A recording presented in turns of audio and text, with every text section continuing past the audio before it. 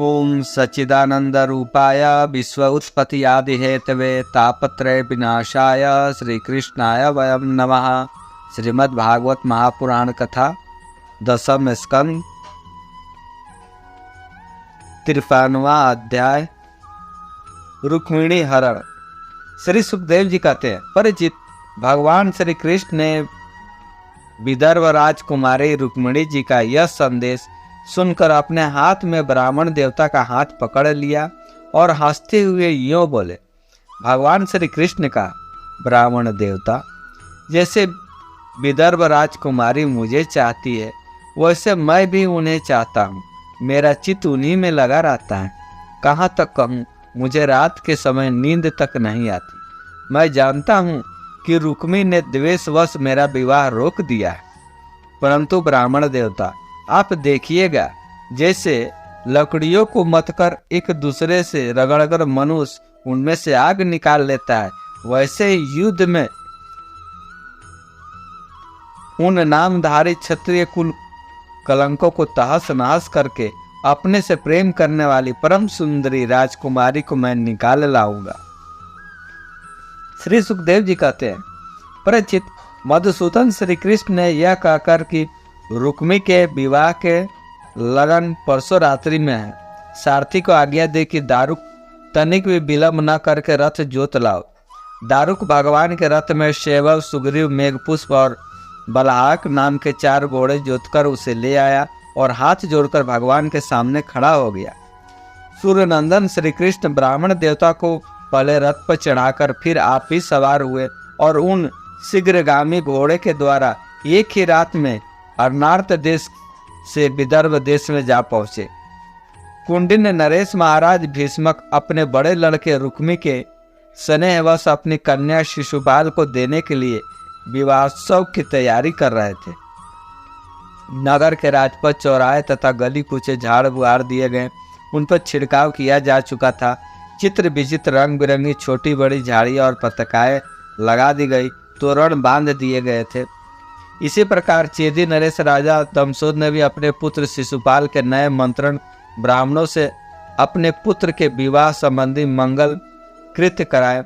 इसके बाद वे मद जुआते हुए हाथियों, सोनों की मालाओं, सजाए हुए रथों, पैदल तथा घुड़सवारों की चतुरंगिनी सेना साथ लेकर कुंडिनपुर जा पहुंचे। विदर्भ राज भीष्मक ने आगे आकर उनका स्वागत सत्कार और प्रथा के अनुसार अर्चन पूजन किया। इसके बाद उन लोगों को पहले से ही निश्चित किए हुए जनवासों से आनंद पूर्वक ठहरा दिया गया। उस बारात में सालव, जरासंध, दंतवक्र, विदुरथ और पौंड्रक आदि शिशुपाल के सहस्त्रों मित्र नरपति आए थे। वे सब राजा श्री कृष्ण और बलराम जी के विरोधी थे और राजकुमारी रुक्मिणी शिशुपाल को ही मिले, इस विचार से आए थे। उन्होंने अपने अपने मन में यह पहले निश्चय कर रखा था कि यदि श्री कृष्ण, बलराम आदि यदुवंशियों ने आकर कन्या को हरने की चेष्टा करेगा तो हम सब मिलकर उससे लड़ेंगे। यही कारण था कि उन राजाओं ने अपनी अपनी पूरी सेना और रथ, घोड़े, हाथी आदि भी अपने साथ ले आए थे। विपक्षी राजाओं की इस तैयारी का पता लगाकर भगवान बलराम जी को लग गया और जब उन्होंने यह सुना कि भैया श्री कृष्ण अकेले ही राजकुमारी का हरण करने के लिए चले गए हैं, तब उन्हें वहां लड़ाई झगड़े की बड़ी आशंका हुई। यद्यपि वे श्री कृष्ण का बल विक्रम जानते थे, फिर भी भाई स्नेह से उनका हृदय भर आया। वे तुरंत ही हाथी, घोड़े, रथ और पैदलों की बड़ी भारी चतुरंगनी सेना साथ लेकर कुंडिनपुर के लिए चल पड़े। इधर परम सुंदरी रुक्मिणी जी भगवान श्री कृष्ण के शुभागमन की प्रतीक्षा कर रही थी। उन्होंने देखा श्री कृष्ण तो कौन कहे, अभी ब्राह्मण देवता भी नहीं लौटे, तो वे बड़ी चिंता में पड़ गई। सोचने लगी, अहो, अब मुझे अभागिनी के विवाह में केवल 1 रात की देरी है, परंतु मेरे जीवन सर्वस्व कमल नयन भगवान अब भी नहीं पधारे। इसका क्या कारण हो सकता है? कुछ निश्चय नहीं मालूम पड़ता। यही नहीं, मेरे संदेश ले जाने वाले ब्राह्मण देवता भी अभी तक नहीं लौटे।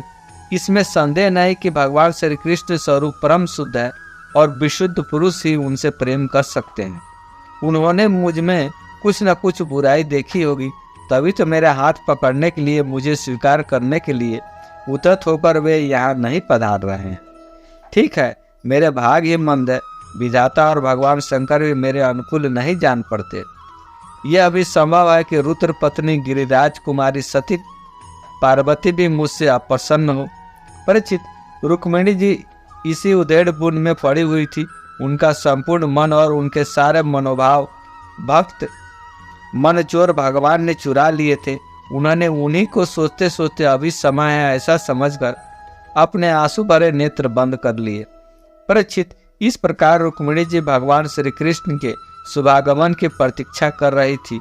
उसी समय उनकी बाईं जांघ, भुजा और नेत्र फड़कने लगे, जो प्रियतम के आगमन का प्रिय संवाद सूचित कर रहे थे। इतने में ही भगवान श्री कृष्ण के भेजे हुए वे ब्राह्मण देवता आ गए और उन्होंने अंतपुर में राजकुमारी रुक्मिणी को इस प्रकार देखा मानो कोई ध्यान मग्न देवी हो। सती रुक्मिणी जी ने देखा ब्राह्मण देवता का मुख प्रफुल्लित है, उनके मन और चेहरे पर किसी प्रकार की घबराहट नहीं है। वे उन्हें देखकर लक्षणों से ही समझ गए कि भगवान श्री कृष्ण आ गए। फिर प्रसन्नता से खिलकर उन्होंने ब्राह्मण देवता से पूछा। तब ब्राह्मण देवता ने निवेदन किया कि भगवान श्री कृष्ण यहाँ पधार गए हैं और उनकी भूरी भूरी प्रशंसा की। यह भी बतलाया कि राजकुमारी आपको ले जाने की उन्होंने सत्य प्रतिज्ञा की है। भगवान के शुभागमन के समाचार सुनकर रुक्मिणी जी का हृदय आनंद से भर गया। उन्होंने इसके बदले में ब्राह्मण के लिए भगवान का अतिरिक्त और कुछ प्रिय न देकर उन्होंने केवल नमस्कार कर लिया, अर्थात जगत की समग्र लक्ष्मी ब्राह्मण देवता को सौंप दी। राजा भीष्मक ने सुना कि भगवान श्री कृष्ण और बलराम जी मेरी कन्या का विवाह देखने के लिए उत्सुकतावश यहाँ पधारे हैं। तब तुरई भेदी आदि बाजे बजवाते हुए पूजा की सामग्री लेकर उन्होंने उनकी आगवानी की और मधुपर्क, निर्मल वस्त्र और उत्तम उत्तम भेंट देकर विधि पूर्वक उनकी पूजा की। भीष्मक जी बड़े बुद्धिमान थे, भगवान के प्रति उनकी बड़ी भक्ति थी। उन्होंने भक्तों भगवान को सेना और साथियों सहित समस्त सामग्रियों से युक्त निवास स्थान में ठहराया और उनका यथावत आतिथ्य सत्कार किया। विदर्भ राज भीष्मक जी के यहाँ निमंत्रण में जितने राजा आए थे, उन्होंने उनके पराक्रम, अवस्था, बल और धन के अनुसार सारी इच्छित वस्तुएं देकर सबका खूब सत्कार किया। विदर्भ देश के नागरिकों ने जब सुना कि भगवान श्री कृष्ण यहाँ पधारे हैं, तब ये लोग भगवान के निवास स्थान पर आए और अपने नयनों की अंजलि में भर भर कर उनके वंदना अरविंद मधुर मकरंद रस का पान करने लगे। वे आपस में इस प्रकार बातचीत करते थे, रुक्मिणी इन्हीं के अर्धांगिनी होने के योग्य है और वे परम पवित्र मूर्ति श्याम सुंदर रुक्मिणी के ही योगपति है। दूसरा कोई उनकी पत्नी होने के योग्य नहीं है। यदि हमने अपने पूर्व जन्म या इस जन्म में कुछ भी सत्कर्म किया है तो त्रिलोक विधाता भगवान हम पर प्रसन्न हो और ऐसी कृपा करे कि श्रुति श्री कृष्ण के चरण कमलों का चिंतन करती हुई भगवती भवानी के पाद पल्लवों का दर्शन करने के लिए पैदल ही चली। वे स्वयं मौन थी। माताएं तथा सखी सहेलियां सब ओर से उन्हें घेरे हुई थी। सूरवीर राज सैनिक हाथों में अस्त्र शस्त्र उठाए कवच पहने उनके रक्षा कर रहे थे। उस समय मृदंग, शंख, ढोल, तुरई और भेरी आदि बाजे बाज रहे थे।